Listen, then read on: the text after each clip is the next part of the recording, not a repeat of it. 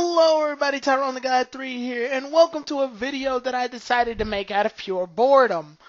Um, this video basically is a what if scenario that I decided to place for myself because I thought I'd do a little bit of research based on the Pokemon series. I went back and watched a couple of episodes of Pokemon and I got to stopping and thinking, since Ash's fletchling evolved all the way into Talonflame, and this is the best treatment that has flying type Pokemon has ever received, basically screen time wise and treatment wise, with the exception of like Staraptor, I guess.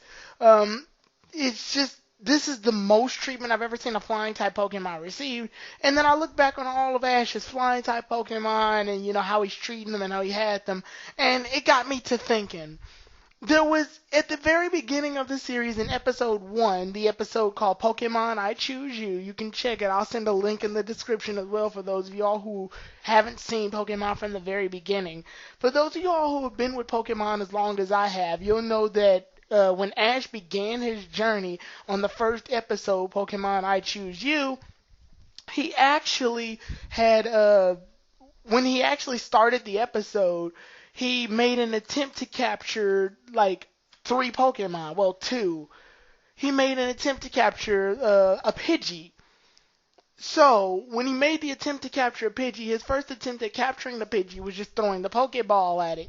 You know how he chose to capture Caterpie. So this video is basically going over the factor of one key factor that would have changed the overall course of the storyline, and that what if scenario is, what if Ash had successfully captured that Pidgey at his first attempt at throwing the Pokeball at it, and how it would affect the story. The reason I chose this particular event was because the odds of catching a Pidgey without engaging in any type of battle with its health still full in the video games is a very possible scenario for most people to accomplish, considering the fact that Pidgey's catch rate isn't exactly dangerously high. Or dangerously low, excuse me. So, I decided to go over this video to see what key major factors would happen.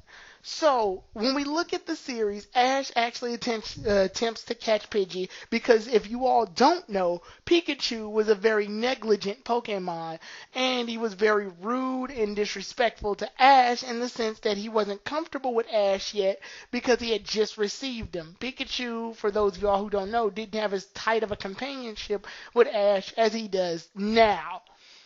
Ash's first attempt at catching a Pokemon didn't end out so well because he didn't have Pikachu in order to weaken it in battle so that he could successfully capture it afterwards. Because of this, Ash resulted in trying to capture the Pidgey himself. His first attempt at catching the Pidgey was just like any other trainers would, throwing a Pokeball at it without any type of weakening whatsoever.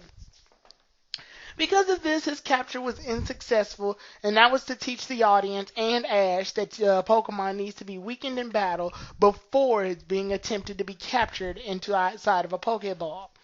However, later on in episode 3, we actually see that Ash successfully captures Caterpie without the need to battle it.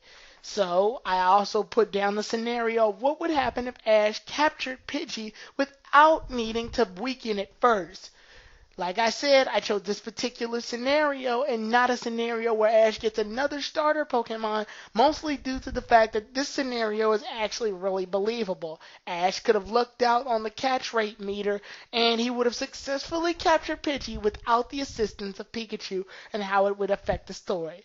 So, without further ado, let's start to break this down. In the journey, Pikachu neglects to battle off against the Pidgey because it is disobedient and doesn't want to listen to Ash. Let's say that Ash threw this Pokeball at Pidgey. Well, in the ending result, it does wiggle about 3 times, even in the actual episode. But let's say it just clicked to confirm the capture rather than coming out of the Pokeball and walking into the grass, with Ash trying to secondly attempt to capture it using his pajama shirt, which ultimately fails and ends up him getting hit by Gust and Sand attack. Let's say that in this particular scenario, Ash's Pokeball throw is successful and Pidgey is successfully caught and is on Ash's team as his second Pokemon. Well, we can automatically assume that this Pidgey would be tamed thanks to the Pokeball's influence. So because of this, Pidgey would successfully be one of Ash's first captured Pokemon, with the exception of his already obtained Pikachu that he got from Professor Oak. Now, how would this affect the story? Well, first off, it would affect it in many different ways, and I've created several different alternate timelines of what would happen if Ash captured Pidgey, and made several exceptions to the rule based on certain events that I know would happen. First off, let's take into account that Ash has already captured Pidgey. This is already a major hit in the storyline in general because of the various events that follow after him capturing Pidgey. Because Ash captured Pidgey successfully, there would be no need for him to try to attempt to capture Pidgey again, which because of this means that there'd be no reason for him to throw a rock at the group of Pidgeys that had scattered all over the place after he had moved the Rattata away from his bag. Because of this, he already has successfully captured a Pidgey, which means he has no need to try to capture another. Once he threw the rock, he ended up missing all of the Pidgeys, but he wound up hitting Spearow. Since he already captured a Pidgey, there'd be no need for him to try to throw the rock, which means Spearow would have never gotten hit by the rock. Now this is where things get very interesting.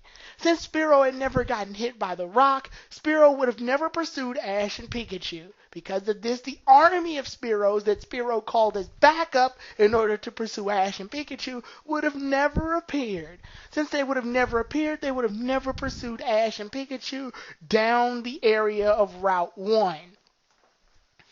Because of this chain of events, Ash would have never made an encounter with Misty, mostly due to the fact that Ash had jumped into the river to escape the Spearows that were pursuing him and Pikachu. Also, this means that Pikachu would have never gotten injured because the Spearows would have never pursued it. This also means that he never would have had an encounter with Misty, nor would he have taken Misty's bike. And because of this, that means he wouldn't have gotten away from the Spearows, and there would be no need for Ash to try to risk his life in order to save Pikachu, because Pikachu would have never been injured. If anything, Ash would have traveled down Route 1 safely, especially considering the fact that he has not one, but two Pokemon in his arsenal in order to fight off against wild Pokemon. All of the Spearows that attacked him before would have never been summoned due to the Spearow that got hit by the rock, because the Spearow that got hit by the rock would have never been hit due to the fact that Ash had successfully captured a Pidgey and has no need to pursue the Pidgey. Now, this is where the story basically gets very interesting. Because he already captured a Pidgey successfully, Ash would do one of two things. One, he would try to continue forward towards Viridian City so that he could heal his Pokemon, or two, he would try to pursue more Pokemon now that he's already on a winning streak of successfully capturing a Pokemon without the need of Pikachu. This is where the story takes various different routes based on Ash and Pikachu's personalities. One of the scenarios I put into play is since Ash has already successfully captured a Pokemon, his Pidgey, I've taken into account how he normally acted around this season and how he treated capturing a Pokemon.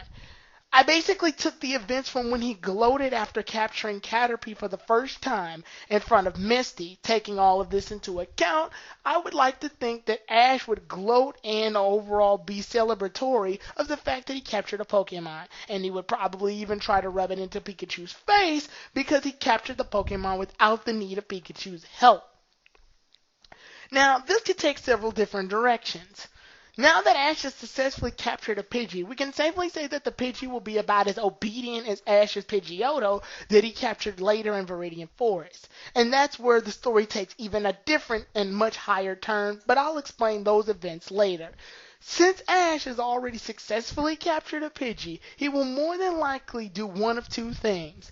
One, he will wind up battling other Pokemon and trying to capture them as well, since he's on a winning streak. I take this into account only because of the fact that Red did the exact same thing in Pokemon Origins, and Ash more or less has more of a cockier kid-like attitude. So he will probably try to pursue more Pokemon, as in the first part of the season, Ash's goal was to capture as many Pokemon as possible before he learned that he should just slow down and train the Pokemon that he already has.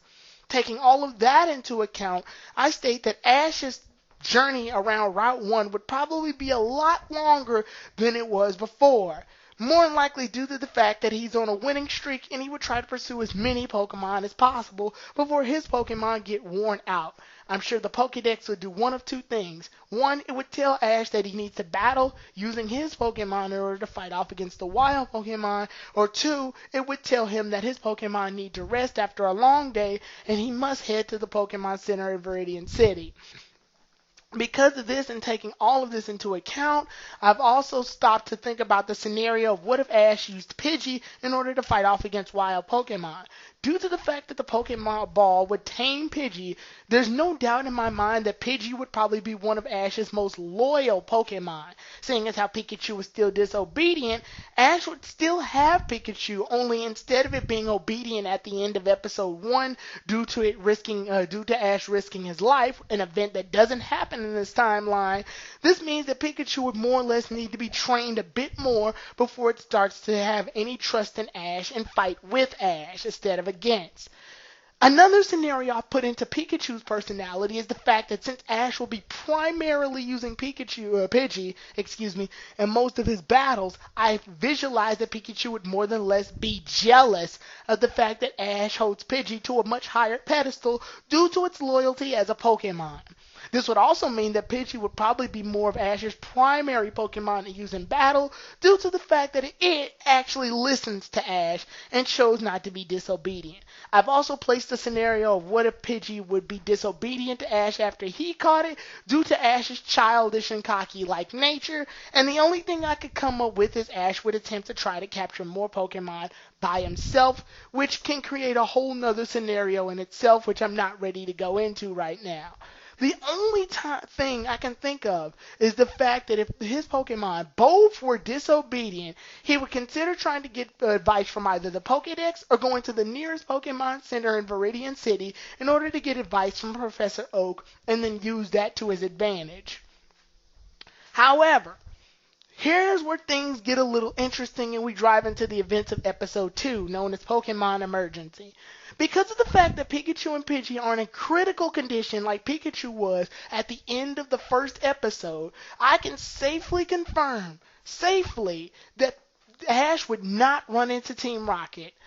I only say this due to the fact that Ash ran into Team Rocket in the first place because Pikachu was in a critical condition and the need to go to a Pokemon Center was much more dire than it was in the original timeline. Because of this, I can safely say that since Pikachu and Pidgey and any other Pokemon that Ash caught in Route 1 along the way would only be in like a little bit of a dire situation, or would be in a little worn out of a situation, the dire need to go to the Pokemon Center wouldn't have been as heavy. I'll also like to take into account that since Pikachu never shocked the bike that Ash borrowed from Misty because of the whole situation in this timeline due to the Spearows not existing, then Misty would never have been Ash's traveling companion due to the fact that Misty was traveling with Ash so that Ash could repay her for the bike that was destroyed by Pikachu.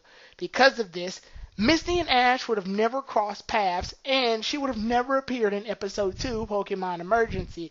If anything, she wouldn't have even appeared in Episode 1.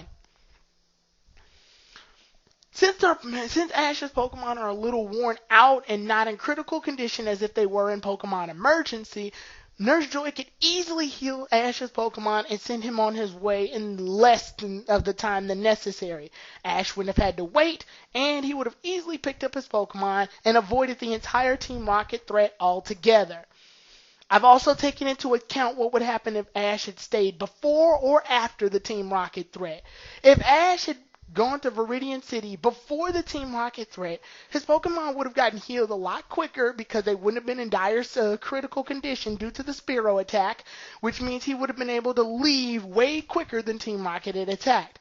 I'm also taking into account that if Team Rocket had attacked later, then I'm sure Officer Jenny would have tried to pursue Team Rocket.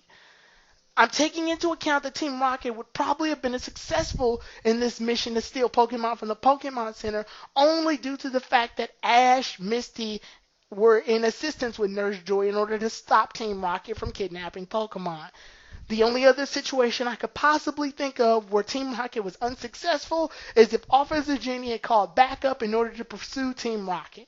However, due to the fact that Ash and the others interfered, I can safely say that Team Rocket would have been successful in kidnapping Pokemon in the Pokemon Center. The only time I see this be a real issue towards Ash's journey would be the fact that since Team Rocket had already captured all of the Pokemon in the Pokemon Center and caused the havoc wreck, then the Pokemon Center in Viridian City would have been shut down. Ash would have been told to go to a different Pokemon Center, more than likely in Pewter City, which would have made things a little bit more complicated, but overall he still would have wound up heading to the Pokemon Center to heal his Pokemon anyway. I've also placed into another account that the Pokemon Center still works, so he can still heal his Pokemon. It would be highly noted that Team Rocket is a big threat throughout the Kanto region due to the fact that they successfully stole Pokemon from the Pokemon Center. I'm sure Officer Jenny would have pursued them, and she would have done whatever it takes in order to capture Team Rocket and rescue the stolen Pokemon that belong to several different trainers. However, due to this situation, it wouldn't majorly affect Ash whatsoever. Now, I guess we can move on to episode 3 where it's Ash captures a Pokemon. In this particular episode, Ash winds up throwing a Pokeball at Caterpie shortly after they leave the hospital from Pokemon Emergency. Ash is successful in his capture, and he successfully captures Caterpie because of it. Since Caterpie can only be found in Viridian Forest, I'd say that due to Ash's nature of trying to capture as many Pokemon as he can find, due to his cocky nature back at this point of the series, Ash would have pursued and tried to capture Caterpie. However, I believe he would be a lot more experienced in Pokemon capture due to the fact that he would already have Pidgey, as well as Pikachu and several other Pokemon if not in Route 1. We can safely say that he would have wound up using Pidgey in order to injure Caterpie and then capture it, or he would have wound up just throwing a Pokeball at it and capturing it much like he did in the original timeline. It's safe to say that even if we took into account that Ash didn't capture any Pokemon except Pidgey and Pikachu, then he would have the exact same original 3 Pokemon that he had in the original timeline, with the exception of Pidgeotto, with it being Pidgey. However, obviously, since Pidgey is one of Ash's most loyal Pokemon in this timeline that I'm making up, then it could be safely assumed that Pidgey will evolve into Pidgeotto. Now, since we're focused on Pidgey anyway, and it's the Pokemon that Ash successfully captures, and is the one that's successfully used in the entirety of the series, let's go into a bit of a deeper detail. Ash will more than likely train Pidgey, because Pidgey's the most loyal, and then Pikachu may or may not follow afterwards due to seeing Pidgey's loyalty towards Ash and may pick up on those personality traits. We can safely assume that Caterpie will act the exact same way it did in the original timeline due to its nature. Because of this, we can also say without a doubt that Pidgey would probably wind up fighting off against most trainers and would be Ash's go-to Pokemon for dire situations, with Pikachu being used on occasion. If anything, this would make Pikachu the more background Pokemon, while Pidgey takes the spotlight. Kind of hard to imagine Pidgey being Ash's main go-to Pokemon, but this leads to some very interesting scenarios.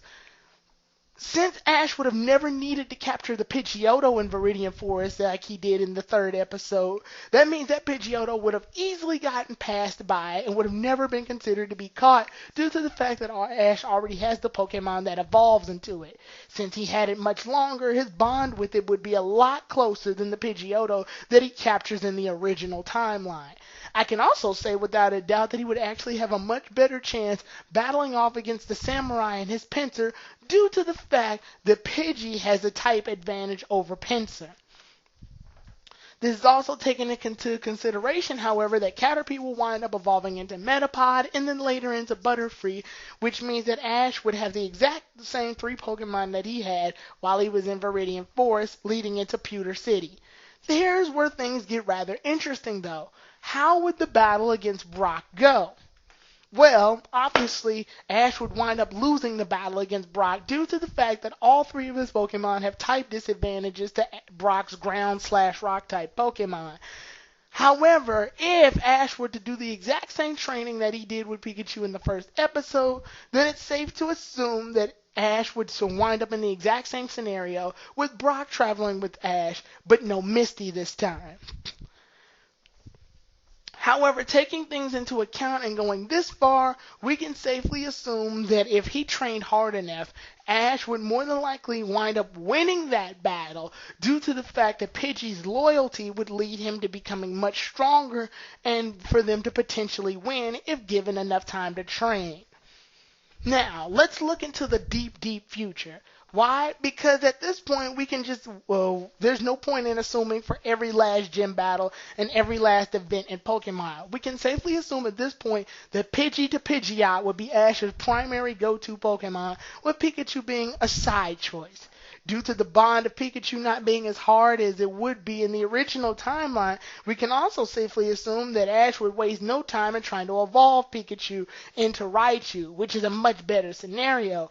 However, we also need to take into account Pikachu's personality. Since Pikachu hates to evolve, Ash will more than likely respect Pikachu's decision and keep it as a Pikachu. It just won't be used as much in battle. Also, due to the fact that it didn't get the charge from the hospital nor the lightning bolt from fighting off against the Spearows, Pikachu would be about as strong as your average Pikachu. Now, like I said, let's move on to the future. What about future series? I'm fairly certain that since Ash has more of a bond with Pidgey because it was his loyal Pokemon that stuck with him through the whole journey without any need of disobedience and his first successfully captured Pokemon, I can actually assume that Pidgey would stay on Ash's team while he goes throughout different regions, him leaving the other Pokemon behind. That includes Pikachu. Although Ash's bond with Pikachu being his first Pokemon, Ash may consider keeping Pikachu with him, so he starts off each region with two Pokemon, Pidgeot and Pikachu. With all of this being said, I can also assume another thing. What about X and Y? Well, it would be obvious that since Pidgeot would be Ash's go-to Pokemon to use for most of his challenges, I can safely assume without a speck of doubt in my mind that if Ash were to Mega Evolve, Pidgeot would be a large candidate for Mega Evolution due to its ability to Mega Evolve, which was introduced in Omega Ruby and Alpha Sapphire. But with that all being said, that's further speculation, and that's something that you and guys in the comments can dig deeper into. With that all being said, this was just a video of how I thought what would happen if Ash were to successfully capture that Pidgey from the very first episode. It's very interesting to see how things can go when you take into consideration the thought of chance and catch rate in the Pokemon series. With that being said, everybody, this is Tyrone the Guide 3 out. You all have a great day.